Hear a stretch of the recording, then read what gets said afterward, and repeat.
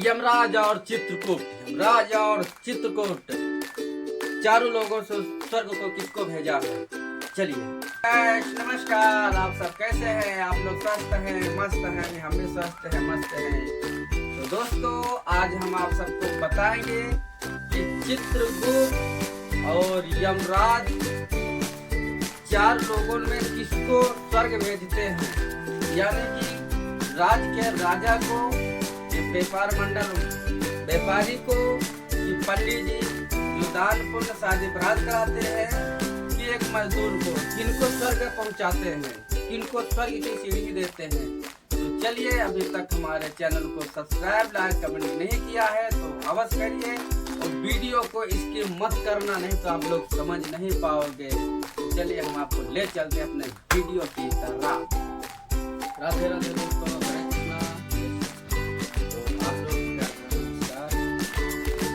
चलिए दोस्तों, एक बार की बात थी चित्रकूट और यमराज।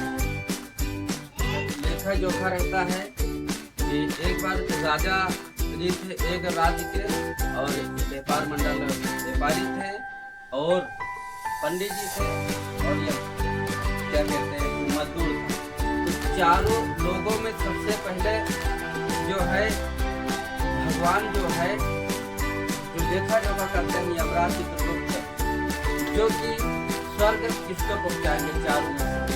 तो राजा जी कहने लगे सबसे पहले तो स्वर्ग तो सीढ़ी हम ही को मिलेगी, इसलिए क्योंकि हमारे राज्य में इतने लोगन को मैंने दान दिया है, इतने लोगन के घर बनवाया है, किसी को राजपाट हो की समस्या नहीं आई है, तो सबसे पहले हमें को भगवान स्वर्ग ले जाएंगे। व्यापार मंडल व्यापारी कहने लगा है, हम अपने कमाई से, व्यापार से 11% जो पैसा बचता था गरीबों में बांटता था, जगह जगह मंदिर बनवाते थे, आश्रम बनवा देते थे, जगह जगह नलकूप बनवा देते पानी के लिए। और पंडित जी कहने लगे हैं कि हम दान पुण्य से कितने लोगों ने कथा सुनाए हैं, कितने कन्याओं को मैंने शादी दान करवाए हैं, भगवान को विलीन करते पूजा करते हैं, तो हमें तो यही स्वर्ग पहुंचना पड़ेगा सबसे पहले। अब मजदूर बेचारा मजदूरी करता था, वो भगवान सेवा पानी नहीं कर पाता था, वो सर झुकाए नीचे सुन रहा था सबके तीनों लोगन के। अब बुलावा आ गया चारों लोगन का। जो चित्रगुप्त तो पत्रा देखने लगे, यमराज भी अपना बैठ गए, आपस में देखने लगे, तो कहने लगे इनके पत्रा में देखो क्या बता रहा है राजा जी का। तो राजा साहब बताए है कि हम अपने राजपाट में कोई प्रकार की कमी होने नहीं दिया। पन्ना में वही कम लिखा था, पर उसमें कमी थी कि इन्होंने दूसरे राज्य के राजाओं को, उनकी सेनाओं को मार के हासिल किया था, तो उनको मित्र बना के उनसे अपना हक लेना था। उन्होंने काफी लोगों को मारा, उनकी महिलाएं विधवा हुई, इसलिए आप जो है स्वर्ग लिए नहीं, आप नरक के लिए सीढ़ी आपको बनी है।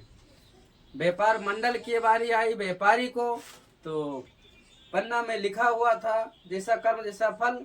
आपने बहुत अच्छा कर्म किया, बाकी आप स्वर्ग लायक नहीं, आप नरक लायक है। आपने लोकल चीज को ओरिजिनल बना के भेजा है, मिलावट करके भेजा है, नकली अनाज, खराब अनाज को अच्छे दामों में बेचा है, गरीबों को खाने को नहीं था तो आप उनको लेना था, मजबूरी में था।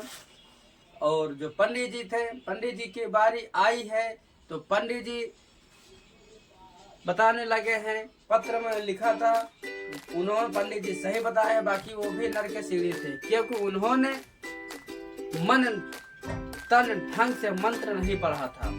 शादी बारात कन्या कराते थे, पूरा मंत्र नहीं पढ़ते थे, और 10 के जगह पे 15 रुपया लेते थे, 100 के जगह पे 150 लेते थे, तो बेचारे देते थे। शादी बारात कराने वाले बच्चे, पूजा पाठ कथा सुनने वाले बच्चे, ये बात हो तो उनको भी नरक सीढ़ी प्रप्त हुई।